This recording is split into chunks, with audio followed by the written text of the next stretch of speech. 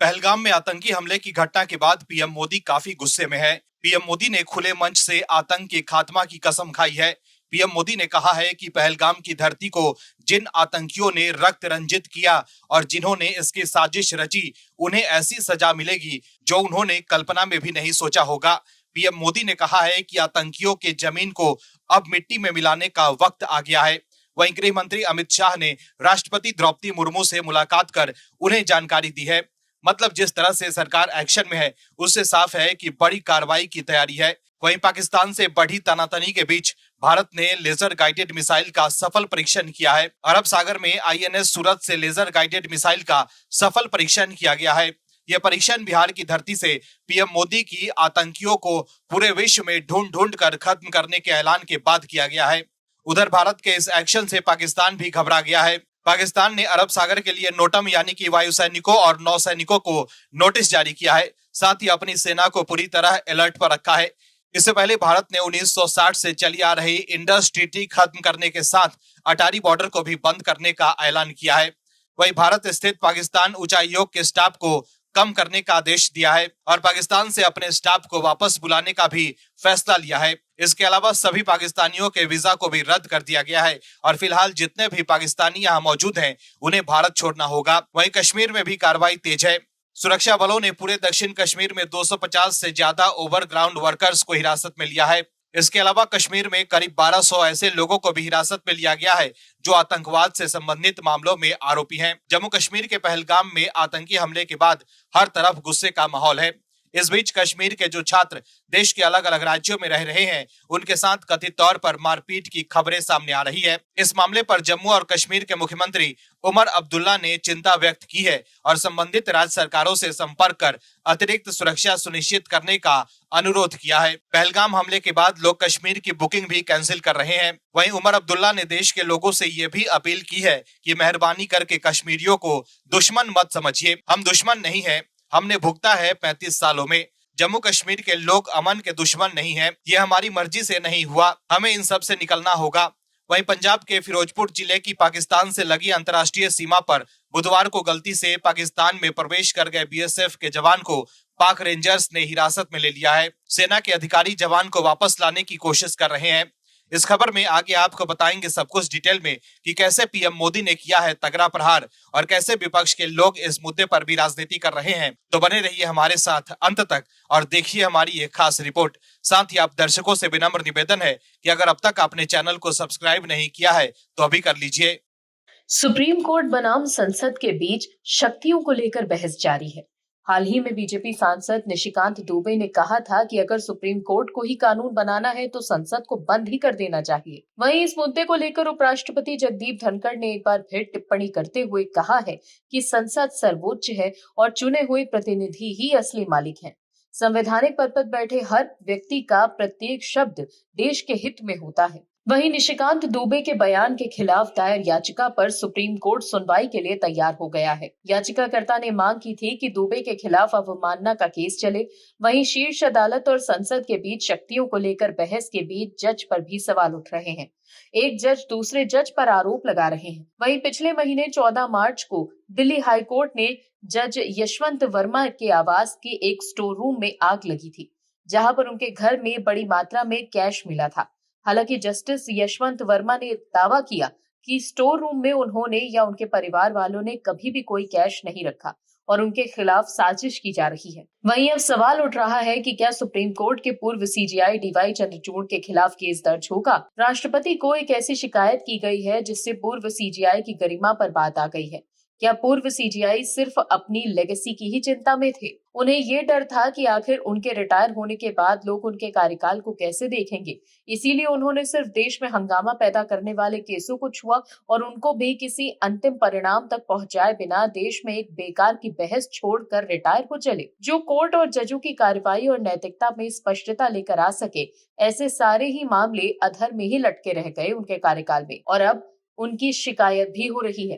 दरअसल पूर्व CJI D Y Chandrachud के खिलाफ राष्ट्रपति को एक शिकायत भेजकर सीबीआई जांच की मांग की गई। वहीं आपको ये भी बता दें कि शिकायतकर्ता कोई आम आदमी नहीं है, बल्कि पटना हाई कोर्ट के रिटायर्ड जज हैं, जिनका नाम राकेश कुमार है। पटना हाईकोर्ट के पूर्व जज का आरोप है कि कथित तौर पर पूर्व सीजेआई डीवाई चंद्रचूड़ ने एक मामले को सुनवाई के लिए सूचीबद्ध करने में अति सक्रियता दिखाई थी। आपको बता दें, किसी भी मामले को कब और किस पीठ के समक्ष सुनवाई पर लगाया जाएगा, ये तय करने का अधिकार सीजेआई का ही होता है। Chief justice master of roster होता है और किसी भी मामले की सुनवाई की अर्जेंसी को देखते हुए वो पीठ गठित करते हैं और कई बार अवकाश वाले दिन भी अर्जेंट मामलों की सुनवाई होती है और हुई भी है। जस्टिस राकेश कुमार वही हैं जिन्होंने पटना हाईकोर्ट के जज रहते हुए अगस्त 2019 में हाईकोर्ट में भ्रष्टाचार के मामले में फैसला दिया था। उस फैसले के बाद काफी विवाद हुआ था और 2 महीने बाद उनका तबादला आंध्र प्रदेश हाईकोर्ट कर दिया गया था। जस्टिस राकेश के पत्र में आरोप लगाया है कि पूर्व सीजेआई डीवाई चंद्रचूड़ ने कथित तौर पर 1 जुलाई 2023 के फर्जी दस्तावेज सृजित कर किसी को दोषी ठहराने का प्रयास करने के आरोपित अभियुक्त तीस्ता सीतलवाड़ की जमानत याचिका पर सुनवाई के लिए एक ही दिन में 2 बार विशेष पीठ गठित की थी। शिकायत में यह भी कहा गया है कि 1 जुलाई 2023 को छुट्टी थी। गर्मियों की छुट्टियों के बाद सोमवार 3 जुलाई 2023 को नियमित रूप से सुप्रीम कोर्ट खुलना था। आरोप है कि छुट्टी के दिन 1 जुलाई को तत्कालीन सीजेआई चंद्रचूड़ ने पहले दिन में सीतलवाड़ की जमानत पर सुनवाई के लिए विशेष पीठ गठित की। उस पीठ ने सुनवाई की, लेकिन पीठ सीतलवाड़ को अंतरिम राहत देने के मुद्दे पर एकमत नहीं हुई और उसने मामला बड़ी पीठ को भेज दिया। विशेष पीठ ने आदेश दिया कि केस सीजेआई के समक्ष पेश किया जाए ताकि वो सुनवाई के लिए बड़ी पीठ का गठन कर सके। दर्शकों, अगर देश की सुप्रीम अदालत के पूर्व मुख्य न्यायाधीशों पर इस तरह के आरोप लगते रहेंगे तो कहीं न कहीं ये देश की लोकतांत्रिक परंपरा के लिए गलत होगा। जम्मू कश्मीर के पहलगाम में हुए आतंकवादी हमले ने पूरे देश को हिलाकर रख दिया है। पहलगाम में जिस तरह का हमला हुआ है उससे सभी के रोंगटे खड़े हो गए हैं। दर्शकों, समझने वाली बात है कि इस मुसीबत की घड़ी में पूरा देश एकजुट है। देश के कुछ नेता ऐसे भी हैं जो राजनीति करने से बाज नहीं आ रहे। उन्हें आज भी इसी बात की चिंता है कि मोदी सरकार को कैसे घेरें और कैसे इस नैरेटिव पर रोक लगाएं कि ये हिंदुओं पर हमला नहीं, ये एक आतंकवादी हमला है। जबकि हम सब जानते हैं कि किस तरह से धर्म देखकर हिंदुओं को मारा गया है। उनसे कलमा पढ़ने के लिए कहा गया, वो कलमा नहीं पढ़ पाए, इसीलिए उन्होंने अपनी जान गंवा दी। जबकि एक व्यक्ति ने कलमा पढ़ दिया तो उसे छोड़ दिया गया। लेकिन फिर भी विपक्ष के लोग इस बात से चिंतित हैं कि बीजेपी क्यों ये लोग को बता रही है। आम आदमी पार्टी सांसद संजय सिंह इस हमले को लेकर बीजेपी द्वारा शेयर किए जा रहे कार्टून को लेकर सवाल उठा रहे हैं। मोदी सरकार पर निशाना साध रहे हैं, लेकिन उन्हें ये समझ ही नहीं आ रहा कि ये मोदी सरकार ही है जिन्होंने तुरंत एक्शन लेते हुए पाकिस्तान का पानी तक बंद कर दिया। लेकिन उन्हें तो अपनी राजनीतिक दुकान पर ताला लगने का डर सता रहा है। दरअसल जम्मू कश्मीर के पहलगाम में पर्यटकों पर हुए आतंकवादी हमले ने पूरे देश को झकझोर कर रख दिया है।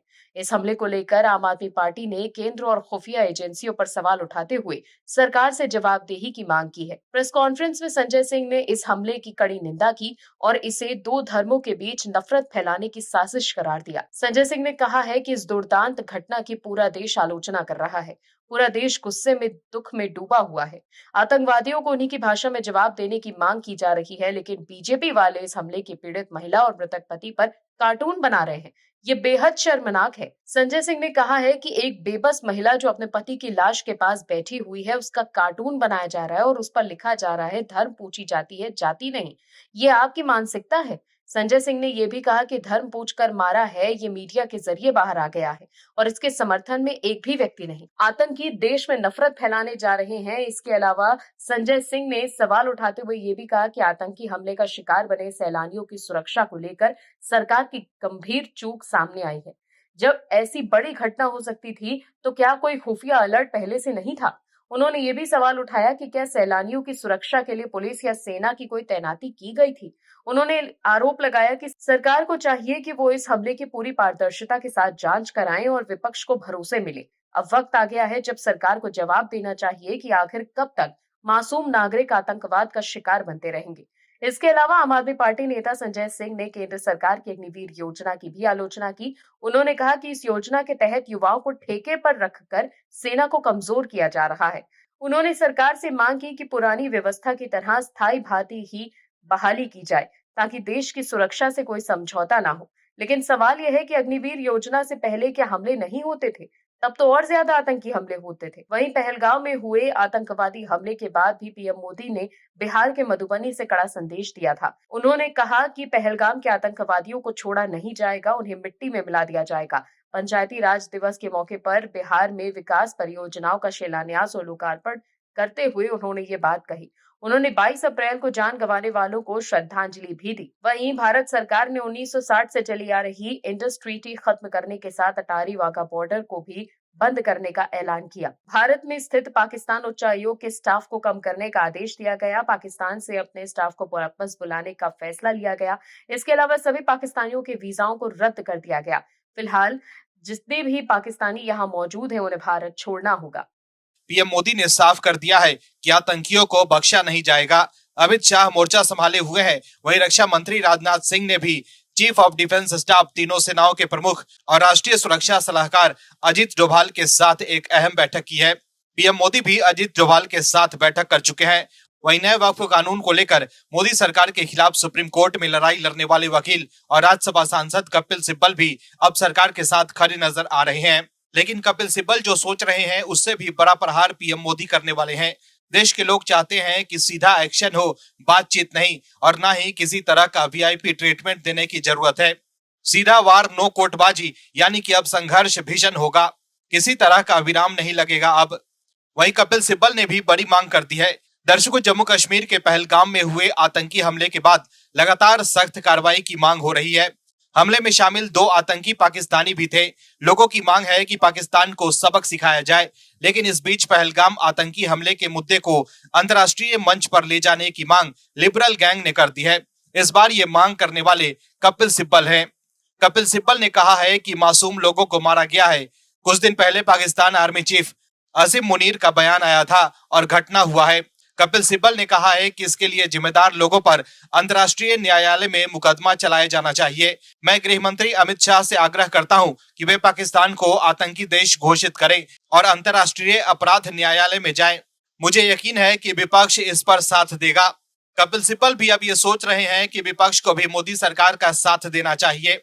नहीं तो इससे पहले भी हम देख चुके हैं कि विपक्ष के लोग सर्जिकल स्ट्राइक और एयर स्ट्राइक पर भी सवाल उठा चुके हैं। वहीं पाकिस्तानी सेना प्रमुख असीम मुनीर की गले की नस वाली टिप्पणी का हवाला देते हुए कपिल सिब्बल ने पहलगाम आतंकी हमले को पाकिस्तान प्रायोजित आतंकी हमला बताया।